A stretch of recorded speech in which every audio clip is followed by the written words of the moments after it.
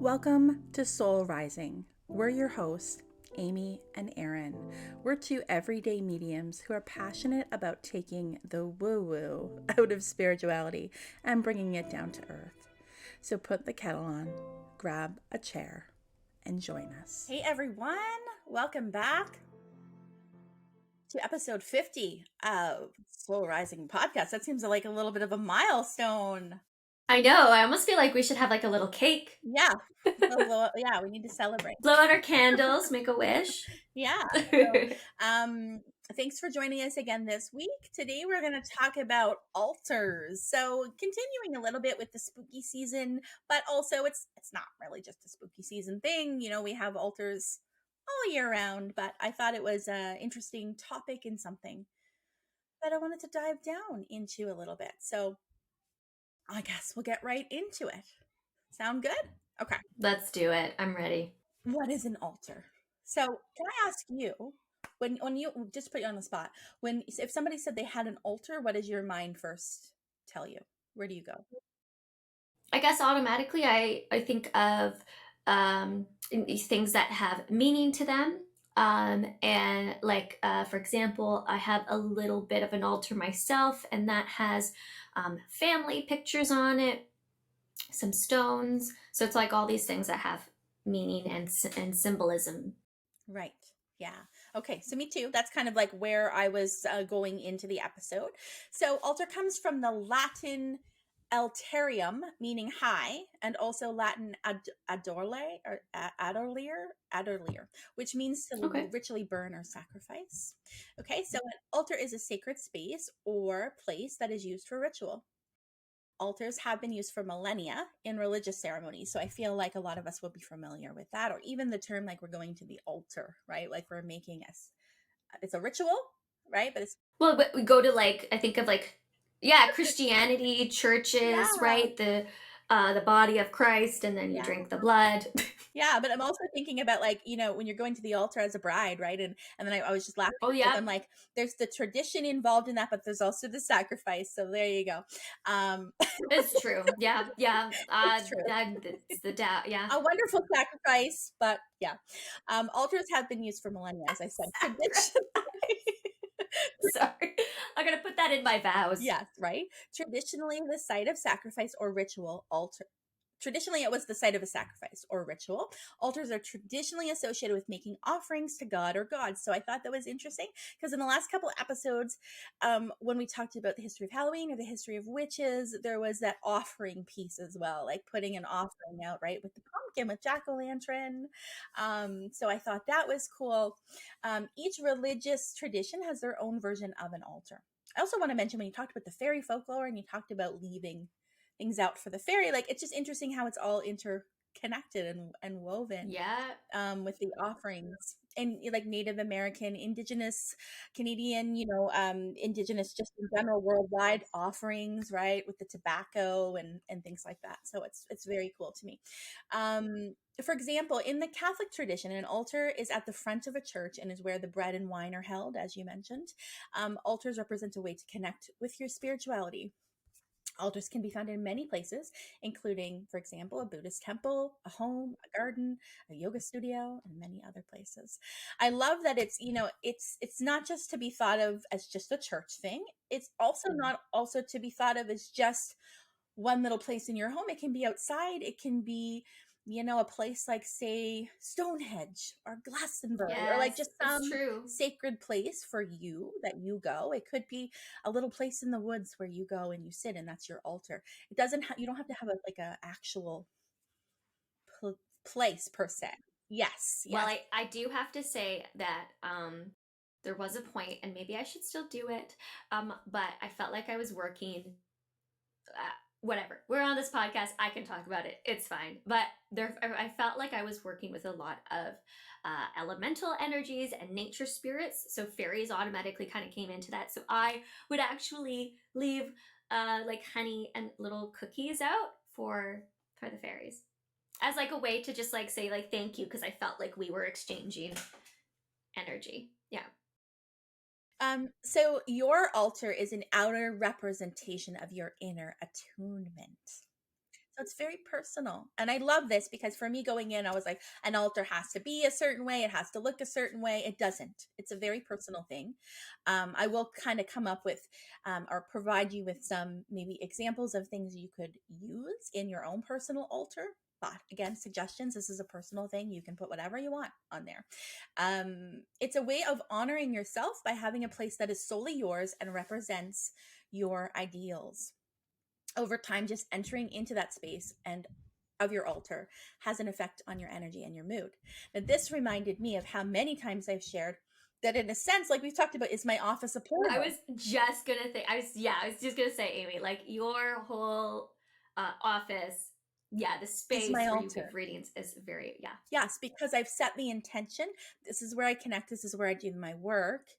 And I put things that for me are meaningful or beautiful. Like I fill my space with things that are just special to me. And so it's become my altar. So I love that. But yeah, so just entering, let's repeat this again. Over time, just entering that space of the altar has effect on your energy and mood. So yeah, I think we all need a little bit more of that in our lives. Marianne Williamson quoted, unquote, that which is placed on an altar is altered. And I love Oh, that, right? So I think the altar, yeah. Oh, I got I chills know, over right? here, I was like, woo, actually. I gotta include that Oh, one. I think that goes back to, like, remember we talked about, like, this is my dad's little leather pouch, and I put crystals inside, and we talked about how crystals, like, it's our intention, it's that we feel they hold power, so therefore they do, like, we've infused it with that belief and that magic. And so I think that's reminds me of this, right? Like anything that's meaningful to you then becomes, that's your intention, it becomes magical, it becomes altered. Did you just see that? I literally was like, I see all the orbs. Wow, somebody's, They've been like floating around, like, and as soon as you pick that satchel up, too, because there it's was my like dad's, and some. what do we talk about whenever we talk about my dad? The orbs come in. But in the last couple episodes we recorded, I didn't see any. Did you? I think I saw one, Okay, but that was just like, but I didn't see. Yeah, this episode has been more active. yeah, right. Right. And I have pictures of people, right? Like I've got a picture of my grandpa down there. I've got a picture of my dad and my uncle. And then this is where I do my work, right? And so it's amazing. This is speaking about the altar, right? So an altar can be in a person's office if they want. It can be a little table in their living room. It can be in their garden where they put their like little special things. It doesn't matter. Doesn't matter. It's where I put my fairy food. Yeah, so even if you feel like, well, I just don't have any space, let me tell you, my office is a corner. There is a wasp flying around. Let's hope it doesn't land on me. There's a wasp flying around the room. No I way. Get swear the to you. wasp out of And I there. really hope it doesn't land on me. Um, How the I don't know. Yeah, because there's no like door down here, right? Like it's a basement that does not have an heck? It entrance. traveled. I hate wasps. Sorry, go ahead. I love bumblebees, but wasps, I love bumblebees. Great. I could live with them, but wasps. Mm-mm. yeah, if this becomes an issue, I will have to open the door. Anyhow, I love this. I love it. And if you're somebody that feels short on space and you're like, I don't have any space, listen, this is my office. It is in the corner of our family room. Okay, we can make space. I feel like you could even make a little altar in your bathroom if you wanted to on the window ledge. You could do whatever you want, right? Yeah. So in the modern day, an altar is often used as a metaphor for offerings. In the spiritual sense, an altar is a sacred space or place that is used for ritual. So it can be anywhere you want. How do I create my own altar? Well, Ooh. usually, just give by definition, an altar is usually built or created on a flat or a raised surface. So, could like a table, right? Something like that. Like, for instance, small table or shelf, maybe windowsill, like whatever you want. It just usually is raised and not on the ground. Like flat on the ground, I mean. Even if you had like a little tiny stool, it could still be an altar because it's somehow raised a little bit. Keep the special space dedicated for its intended purpose, right? We go back to the story of my office, and I only connect the spirit of my office. So this Mm-hmm. is the intended purpose here. And keep it clear and clean of debris and clutter. Oh, that's a good point. Yeah, because it's your energetic space, right? It affects the mood and your your energy when you're in it. So even if it's a place, say in your living room, and whenever you walk past it, you're kind of getting, you're almost infusing yourself with that intention and that energy. So yeah, it's a good idea to maybe clean it up sometimes. Take a little cloth to your things. Wipe it. I love that you bring that up because I have been saying this and I've just been feeling it on an intuitive sense. But I used to, when I did it a lot, I still do it. Maybe not as frequently as I should, sorry. But when I had people coming in and I did in-person readings, it was great because I always cleaned my space. But I also felt that when I clean and I declutter, I really feel like it cleanses the energy. I think that's a way to really to clear it. I don't feel like you necessarily, you know, there's a lot of And all that stuff stuff. too with like, Yeah, yeah, yeah, but that's somebody's, they want to do that. Like that's one of those things that maybe this is controversial at times, but Erin and I kind of are of the same mindset in the sense that is it the sage that clears the space, or is it the intention behind the sage, right? So just keep these, we gotta always question and think about things, right? Yeah, but it's so wild to me because just yesterday, which I know is not yesterday for when this airs, but I pulled a card in my Instagram stories and gave the message in the story, and it was clean house. And the message that came through was, this is a really good time to declutter, clear the cobwebs, whether it is mentally, emotionally, spiritual, or whether it's actually physical. And I just shared how, sometimes when we're feeling stuck or stalled, for me, I intuitively go, what can I get rid of? Right. So I might go like clear out my closet or the good old Tupperware drawer that you open and it explodes at you. Right. Like just getting rid of something, or even, it could be, I don't know, going outside and raking leaves, right? Like just doing something in which you're clearing space clearing the space is, yeah, allows other that may just be right here to come in. So it's interesting that we're talking about cleaning and clearing, right? cleaning and clearing space. Yeah.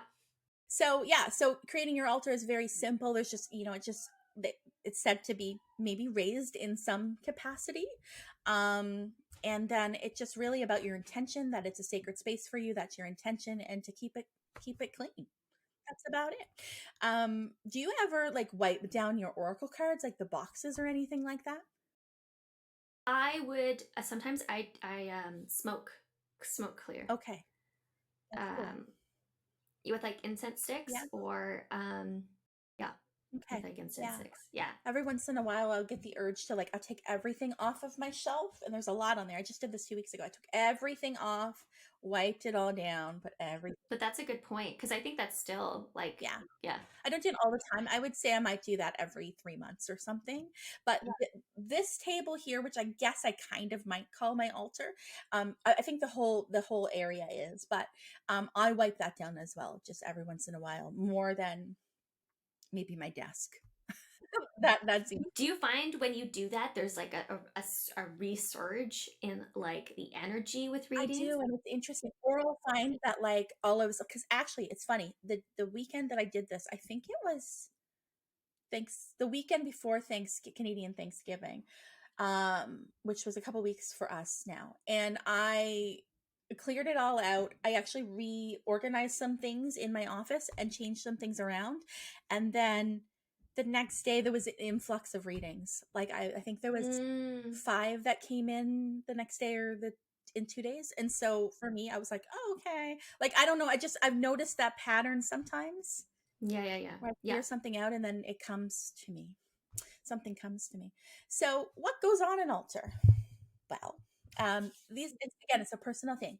So sacred to you items. For me, this is sacred because this was my dad's little pouch, right? So this is sacred to me. Or I'm like, this bracelet was given to me by a client, so it's become sacred to me, and I keep it here.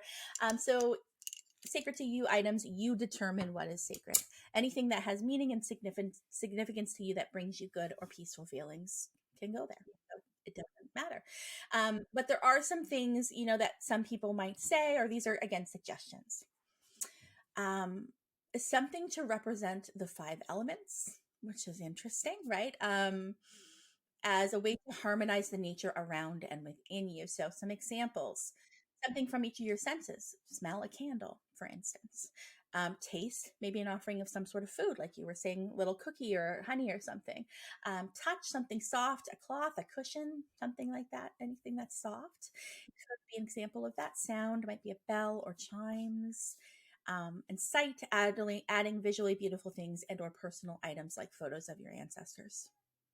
I think that's cool. And I have all of those things kind of, except for taste, intuitively behind me. So I might add something there, but I thought it was cool. I never really thought about them representing the 5 elements, but I thought that was interesting to me. A statue of a god or goddess. Look over there. Didn't like as I was doing this, I'm like, oh my god, I've already got all these things. The thing that really blew my mind was prayer beads, and so over here, and it says hanging them on your statue keeps their energy sacred. I didn't even know that, and I've got my But you mallet put on that him. there. Yeah, and they've been on him for a year, and so when I read it, I was like, oh, I'm already doing that. So if you have a little statue of a god or a goddess, and you have prayer beads or mala beads, if you hang it on, it keeps their energy sacred. I thought that was really cool. That's really cool. Yantras. So these are geometric shapes and symbols or visual representations of deities. I couldn't find too much information about this, so I'm not exactly sure. I mean, geometric shape or symbol. I'm trying to think of what that could be. I've heard that with like candle magic. Okay. For those that don't know, like candle magic is putting an intention in a candle, and you can dress it and whatever you would like it to symbolize, whether that's like abundance or love, something that you want to bring in. And I've even heard that you can carve symbols in the candles, like numbers, things that kind of represent what you're trying to attract in the candle. That's cool. And I've done that. Okay. Yeah. Very cool. Oracle tarot decks come in as potentially things you could do. Art that brings you joy. Sacred text, maybe the Bible, Course in Miracles, anything that's sacred to you, that's a text you might want to put there. Journal or some special pens, maybe a place for you to. Amy, your office is like the prime It's an altar, right? Yeah, I know. And I never really thought about that before, because I was like, do I have an altar? I don't think I have an altar. And then I was doing this, I'm like, yes, I have an altar. I got an altar. I've got an altar. Yeah. So do you have a place in your house where like things are just there? Like, do you think of anywhere like that for you, or will you begin? Well, for one, I think Alex's space is his own altar because of all he has a collection of things in there. So I think that are sacred and yeah, to him. And in our bedroom is where I've kind of made my office a little bit, so that is where I've kind of have my altar. I have things like this. I even bring them out sometimes. Like if like my altar feels a little portable. Like let's say I'm doing like I'm in my dining room right now because Alex was sleeping and I didn't want to wake him in the bedroom. So to the podcast, so I brought things out here, and one of them is my little crow candle that I have, and I bring it with me. To just have that energy around. So like things that I have in that little corner, I have like a little bookshelf. I've got pictures there. I've got tarot cards. I've got stones, and I have this raven as well as like a cat candle that I have. So you do have an altar then. Yeah. Yeah. I love it. Yeah. So what comes after that? So with your intention, your altar will become a special sacred place where you experience your personal rituals, such as prayer, meditation, ceremony, whatever it happens to be. And with this intention and these practices, these practices in which you do around your altar will feed your altar with powerful energy, which in turn will feed you. So I thought that was really cool. I like that a lot. Yeah. I think I'm just going to think about that more intentionally moving forward. Like I think I intuitively was already creating an altar and setting that intention without realizing I was, but I think that when you are intentional, obviously, that like we believe intention's everything, that's when the magic happens. So we'll see as I become more intentional, if anything changes, right? If any. I was just going to say, this is a really good kind of reminder for me as well. And something that I just kept, I was like, I need to just like get back like into this like magical sense. I have to kind of, because I feel like I've just been so much going on, and feels like it's time. Yeah, time to get back into the grounded, into the roots of it. Yeah, and seasonally, that's really perfect too. Yeah, just bringing like it's not as if we have to change life or, like, I mean, we're busy, right? But it's about when we do those acts that are sacred, just spending a moment to think about and set the intention about what it is we're doing or we're hoping Yeah, for. because I don't know how you feel, Amy, and I know we're going a little bit off topic, but I definitely have been more aware, and I feel like my mediumship and the beliefs that I have around what we do has kind of shifted, in that I feel like it's very much, not that I've never felt this way, and I do feel this, I have in the past, but it feels like it's more heightened now. Right. That it definitely is more, it's very sacred work, I feel like, and that we're really working with an energy that really we don't know a ton about. There are things about spirit that we don't know, and I don't think we ever will really know until we transition. And so I do feel like there is this respect, much more that I have for the work.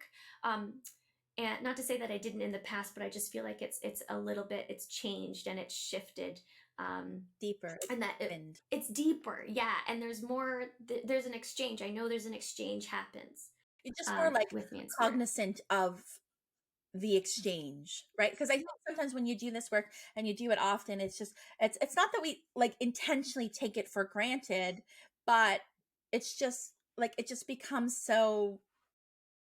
Second nature. It's like if you were to do a job for so long, right? You're just kind of going on autopilot that sometimes you forget. And this is a good reminder for me too, because I have been thinking about the ritual part of my work, which I don't spend a lot of time with or in. Like I sit down, I'm like, okay, thank you, Spirit. Like I do talk for a moment, but I don't, it just kind of is an autopilot thing. I don't necessarily think it's a bad thing, but I think it's nice and it feels like energetically aligned with the season too, to just go, okay, like let's spend some time in gratitude and like just actually like let's really think about what we're doing here. That's a topic that's been coming up for me lately. Like, Mm, yeah. because somebody said to me, what you're doing, if you really actually think about it, and how quickly those connections are made. And it's like when all the clear senses come together, it's like I see this, I feel this, I hear this, I know this, and like in an instant I'm able to give that message.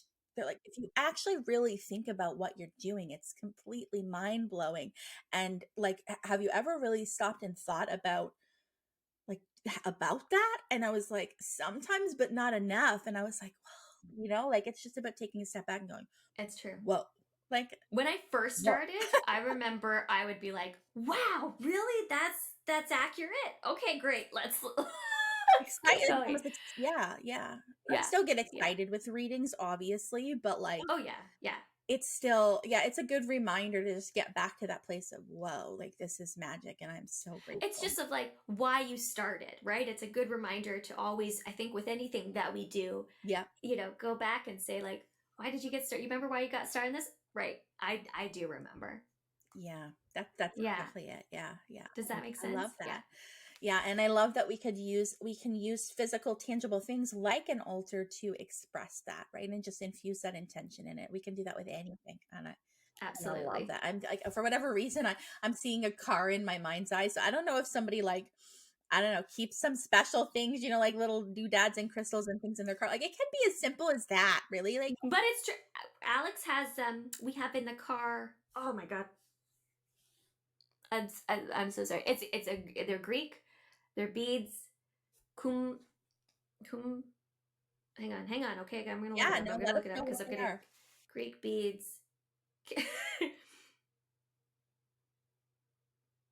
Yeah, Yes. Kambaloi beads. And they're string beads.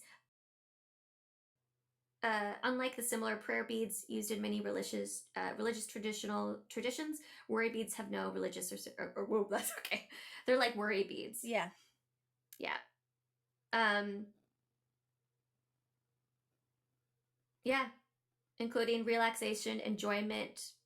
Yeah, it's to ward against bad I luck, was so just it's gonna to bring say, good is luck. that the intention? Is it like I put these in the car to keep me safe? Could be. Maybe, Yeah. like, not like not being consciously aware of why one's doing that, but maybe that's why. Because I think about things like in my car, for instance, this is a like a nice little story, but my like I think it was probably at least 15 Christmases ago. I gave my dad this like it's for your like your visor, right? Like in your car.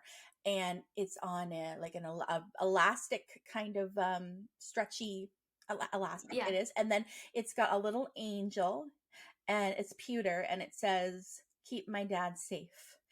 And I gave it to him for Christmas like a long time ago. And after my dad passed, I don't know how long it was, like within that year, my mom sent it in a parcel and mailed it back to me.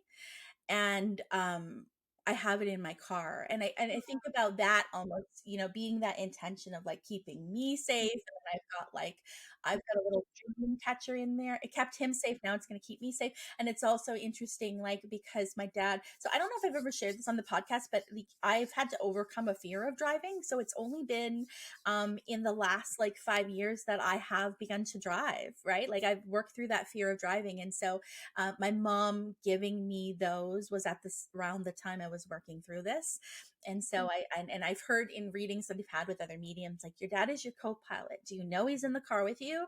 Do you know like you're safe when you're in there? And I'm like, yeah, I do. Because I've had to work through that fear of worrying about not being safe in the car. So yeah, I think it's similar in the sense that you're setting your intention for something, right? Mm-hmm. Yeah, Yeah, I absolutely. love that. I've got a little dream catcher in there too. Okay, yeah. Yeah, yeah, hanging on the mirror. So, yeah, I love this conversation. I love where it went. We hope that you guys enjoyed this episode all about altars. And if you have any questions or you want to share anything about your altar, we'd love to Mm-hmm. hear it. Please let us know. Send us a message on Instagram if you want to either of us. The Yeah. Intuitive Rising and Soul Soul Work work. WR. WRK. Yeah. Whenever I say that, it reminds me of like, because the way it's like WRK is because like this is so off topic, but my grandparents, I spent a lot of time with them when I was growing up, and they always had dogs, and we'd have to like we couldn't say the word walk around them, right? Because they knew the word walk. So we'd have to say WALK. And then the dog learned WALK. So I remember as a kid going, WALK. And the dog would like freak. Yes, I want to go for a walk. Darn it. Yeah, yeah, yeah. Nothing is sacred. This is so funny. They learn. They're smart. Yeah, they're smart.